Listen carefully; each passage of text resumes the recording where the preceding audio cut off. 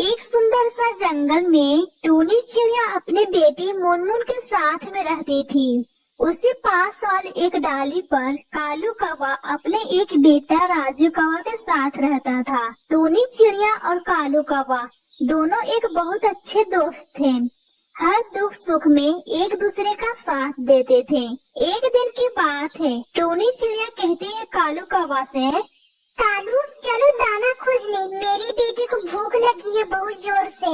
हाँ टूनी चिड़िया चलो दाना खोजने, मैं भी यही बोलने वाला था, लेकिन मैं अपने बच्चे को छोड़कर कैसे दाना खोजने जाऊँ? मुझे बहुत डर लगता है, कहीं मैं अपने बच्चे से अलग ना हो जाऊँ। अरे कालू तुम ऐसे डर क्यों रहे हो? जैसे बच्चे को पहली बार छोड़कर जा रहे हो दाना खोजने। तुम डरो मत, मेरी बेटी है ना, मेरी बेटी तुम्हारे बच्चे को देखभाल अच्छे से करेगी। वो सब तो ठीक है टूनी चिड़िया, तुम्हें पता है ना मैं कितनी मुश्किल से इसे पाल पोस के बड़ा किया हूँ।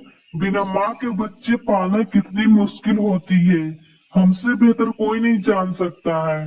खैर ये सब बातें छोड़ो, चलो अब दाना के लिए। फिर दोनों पक्षी दाना के लिए उड़ते उड़ते निकल जाते हैं। इधर चील दोनों बच्चों के पास आता है, फिर कहता है, क्यों रे राजू कौवा, तू क्यों नहीं गया अपने बाप के साथ दाना खोजने? नहीं गया वही बेहतर है। आज मैं तुम दोनों को मजे से खाऊंगा। मैं कब से इंतजार देख रहा था तुम दोनों को खाने के लिए। ये बदमाश चील, यहाँ से तो चला जा, वरना मैं तुझे जिंदा जमीन में दफना दूंगी। देखो मेरी बात प्यार से मान जाओ तुम। मेरे भाई को कुछ भी नहीं करना, जो कुछ भी करना है मुझे करना। नहीं बदमाश चील, मेरी बहन को कुछ भी नहीं करना, अगर खाना होगा तो मुझे तुम खाना। अरे वाह वाह, भाई बहन का कैसा अनोखा प्यार है, एक दूसरे को बचाने पर लगे हैं। और हाँ, मुझे किससे खाना है किससे नहीं मुझे अच्छी तरह से मालूम है। तो कान खोल करके सुन ले छोटी चिड़िया, मैं तेरे भाई को खाऊंगा। मुझे इसका गोश्त बहुत अच्छा लगता है, जैसे इसकी माँ को मारकर खाया था उसी तरह इसे भी खाऊंगा। देखो बदमाश चील, मेरे भाई को छोड़ दो, इसे मत खाओ। चुप कर तू छोटी चिड़िया, तेरा ही भाई को मैं खाऊंगा सबसे पहले। तो मुंह बना करके देखते रहना मैं कैसे खाता हूँ। इतना बोलकर चील खाने लगता है। फिर थोड़ी देर में खाने के बाद चील कहता है, अब तो मेरा पेट भर गया है, कल मैं तुझे खाने आऊंगा। इसे खाने में कितना मजा आ रहा था। अब मेरा पेट भर गया है, इसलिए मैं अभी के लिए तुझे छोड़कर जा रहा हूँ, लेकिन कल मैं तुझे जरूर खाने आऊंगा। अब मैं चलता हूँ यहाँ से। इतना बोलकर चील वहाँ से चला जाता है। फिर थोड़ी देर में दोनों पक्षी भोजन लेकर वापस आ जाते हैं। ये सब देखकर कहता है कालू, मुनमुन मेरा बेटा कहाँ है? वो नहीं दिख रहा है।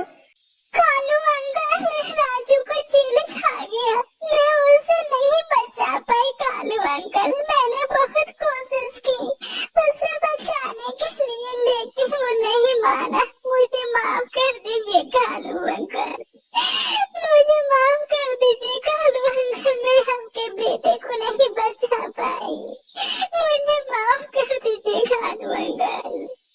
क्या मेरे बेटे को चील खा गया? मैं उसे कितनी मुश्किल से पोस पाल के बड़ा किया था, मेरी दुनिया ही उजड़ गई। हे ईश्वर, मैं किसके सहारे जीऊंगा? अब मैं कहाँ जाऊंगा ईश्वर?